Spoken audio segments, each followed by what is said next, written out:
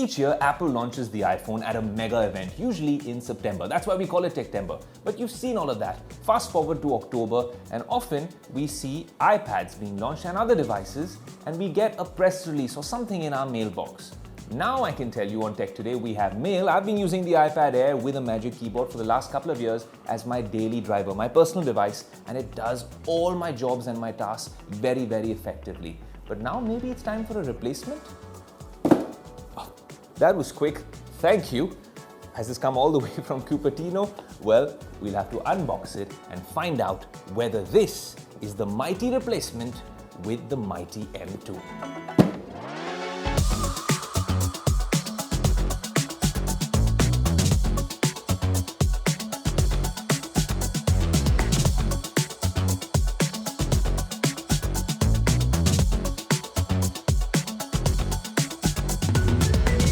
There you go, the iPad Pro with the mighty M2 chip. Not like the M1 iPad Pro was not overpowered. That was well ahead of its time. In fact, it's well ahead of other Windows laptops and even some of their iPads and of course Android tablets. I'm sure if you take this on many Geekbench scores, this will perform as well, but this is much faster than the M1. So that really begs the question, who is this for?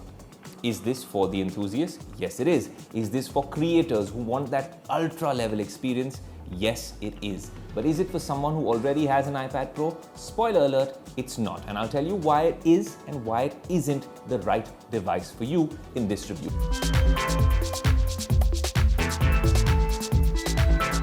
Now, of course, this is the latest and greatest from Apple, and I see a lot of reviewers, especially online, getting completely awestruck by the iPad Pro 12.9-inch with XDR. But there's also a younger sibling, which is a lot more accessible and affordable for a lot more people, which is the 11-inch iPad Pro. Now, I don't have the 11-inch iPad Pro, but I do have my 11-inch iPad Air. And just to give you a sense of size, that's the difference in terms of size. Of course, you do get the ProMotion technology on both devices, the iPad Pro 11-inch and the iPad Pro 12.9-inch. That means 120 Hz with that ProMotion display, but you don't get the same punchier colors that you get on this, because this is meant, I think, for creators and video editors to get the punchiest, most vivid colors ever on a tablet. Honestly, I can see myself doing a lot of video editing on this device because it's built for creators like me.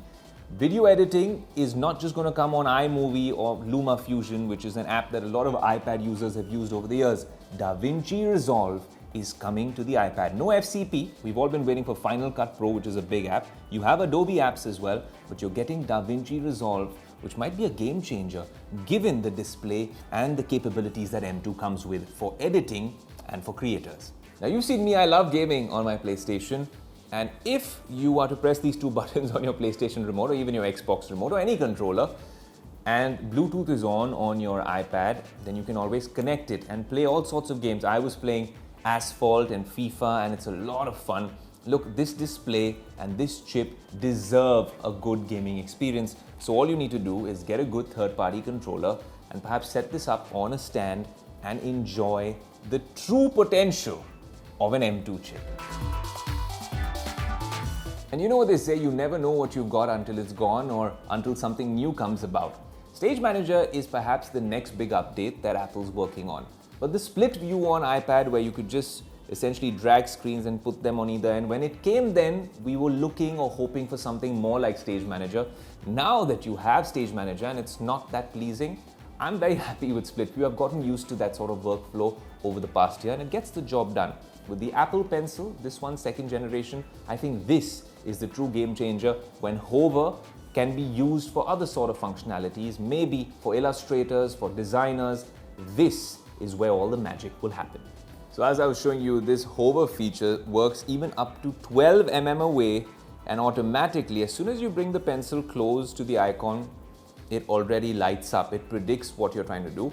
I think this is a very cool thing, but maybe this can be seen, like I said, in other models as well. This is not something that should be restricted to the M2. It's something that Apple should give us with all our touchscreen devices. Now, something I have to mention is if you're using this for video calling. Now, if you're on a FaceTime call, for instance, I'm doing this call right now, and if I was to hit a new FaceTime, This is still a problem with the expensive iPads, and it's not strangely a problem anymore with the new inexpensive iPad, the standard one.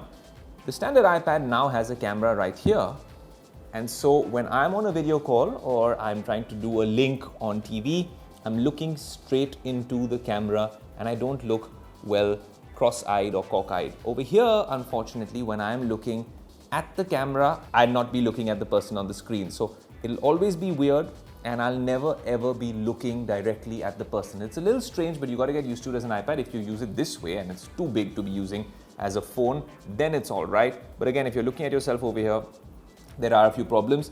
Now the front 12 megapixel camera is a stellar camera. It does a fantastic job. It has center stage functionality. At the back, of course, you can shoot ProRes video now, but do you use your iPad to shoot ProRes video? I don't know. It does come with a LiDAR scanner, which means that if you're using this for modeling and design, of course, the iPad Pro can still do all of that. And of course, at the back, it has a 12 megapixel wide angle camera and a 10 megapixel ultra wide angle sensor along with that LiDAR scanner. So what's the bottom line with the iPad Pro M2? Look, this is the 12.9-inch version, and I'll give you the verdict. But then again, you also have the 11-inch version, which starts at around 82,000 rupees for its base model. Now, if you're looking at the base variant of the 12.9-inch iPad Pro M2, it's going to cost you 1,13,000 rupees or something thereabout. But that comes only with 128 GB of memory, which if you're using all these fancy features would wrap up in no time. So either you purchase iCloud storage, which costs you quite a bit every month, or you go in for the slightly higher variant.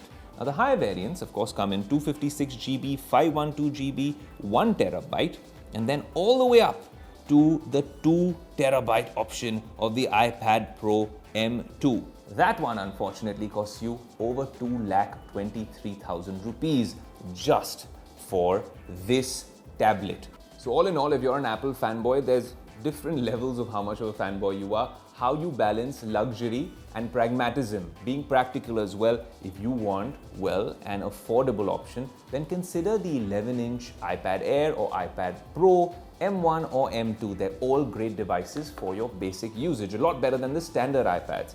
If you want to shell out the big bucks, then this is the new iPad Pro. But if you're going to spend so much money on a device that you're going to use for every laptop need that you have, then honestly, the new MacBook Air and the MacBook Pros with M2, same chip, do a very good job. They're also very compact and they come in good colors. They're good to use. They really pass all benchmark scores with flying colors. But these are Apple's own lineup of devices fighting with each other. It really depends on whether you want iPadOS or macOS. If you're okay with iPadOS or if it adds into your ecosystem, then this is the new M2 iPad Pro exclusively for you on Tech Today.